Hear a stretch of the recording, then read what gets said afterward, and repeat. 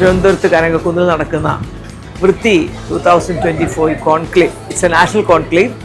അവിടെയാണ് ഞാനിപ്പോൾ ഉള്ളത്. അവിടെ ഞാനിപ്പോൾ നിൽക്കുന്നത് ശരിക്കും നമ്മളെല്ലാവരെയും, പ്രത്യേകിച്ച് കോർപ്പറേഷനുകളെയും മുനിസിപ്പാലിറ്റികളെയും ഒക്കെ അലട്ടുന്ന പ്രശ്നം, ഒരേ സ്ഥലത്ത് നമ്മളെല്ലാ മാലിന്യവും കൂടി ഒരുമിച്ച് നിക്ഷേപിച്ചത് കൊണ്ട് വർഷങ്ങളായി കെട്ടിക്കിടക്കുന്ന മാലിന്യങ്ങളാണ്.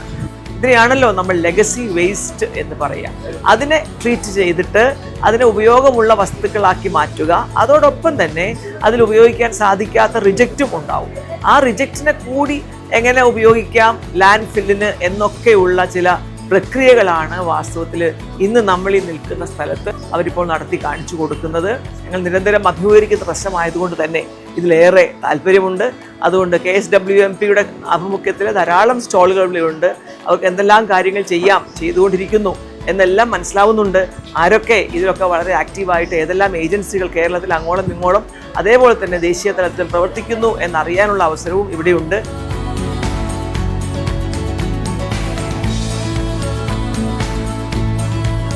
Kerala solid waste management project, അതിൻ്റെ കീഴിൽ നമ്മൾ മാലിന്യത്തെ, പ്രത്യേകിച്ച് ഖരമാലിന്യത്തെ, അതുപോലെ വർഷങ്ങളായി കൂട്ടിയിട്ട ജൈവവും അജൈവവുമായ മാലിന്യങ്ങൾ ഒരുമിച്ച് കുന്നുകൂടി കിടന്നുകൊണ്ടുണ്ടാക്കുന്ന പ്രശ്നങ്ങളെ, ഇതിനെയെല്ലാം അഭിസംബോധന ചെയ്യാൻ വേണ്ടിയാണ് ഇങ്ങനെ ഒരു സംവിധാനം സംസ്ഥാന സർക്കാർ തുടങ്ങിയത്. ഒത്തിരി സാധ്യതകൾ നമുക്ക് മുന്നിലുണ്ട്. അതിനെക്കുറിച്ചൊക്കെ ഒന്ന് മനസ്സിലാക്കാനും എല്ലാവർക്കും വന്നൊന്ന് കാണാനും ഒക്കെയുള്ള അവസരമാണ് ഈ വൃത്തി 2025 നാഷണൽ കോൺക്ലേവ് ഇന്ന് തിരുവനന്തപുരത്ത് കനകക്കുന്നിൽ ഈ സംവിധാനങ്ങൾ ഒരുക്കിയിട്ടുള്ളത്. അതിൻ്റെ ഭാഗമായ ഒരു സ്ഥലത്താണ് ഞാനിവിടെ ഇരിക്കുന്നത്.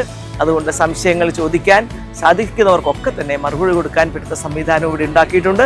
KSWMPയെ അതിൻ്റെ ഭാഗമായിട്ടുള്ള എല്ലാവരെയും, അതിൽ പ്രവർത്തിക്കുന്ന അല്ലെങ്കിൽ അതോട് ചേർന്നുകൊണ്ട് പ്രവർത്തിക്കുന്ന ഇത്തരത്തിലുള്ള വളരെ നല്ല ഉദ്ദേശത്തോടു കൂടി വരുന്ന ഏജൻസികളെയും ഒക്കെ അഭിനന്ദിക്കുന്നതോടൊപ്പം ഇത് കേൾക്കുന്നവർ ഇവിടെ വന്ന് ഇത് കാണുകയും മനസ്സിലാക്കി പോവുകയും നിങ്ങൾക്ക് കൂടുതൽ ഗവേഷണത്തിനും ഇവിടെ വന്നാൽ അതൊക്കെ ഉപകാരപ്രദമാകുമെന്നുകൂടി പറഞ്ഞുകൊണ്ട് എല്ലാ ആശംസകളും നേരുന്നു.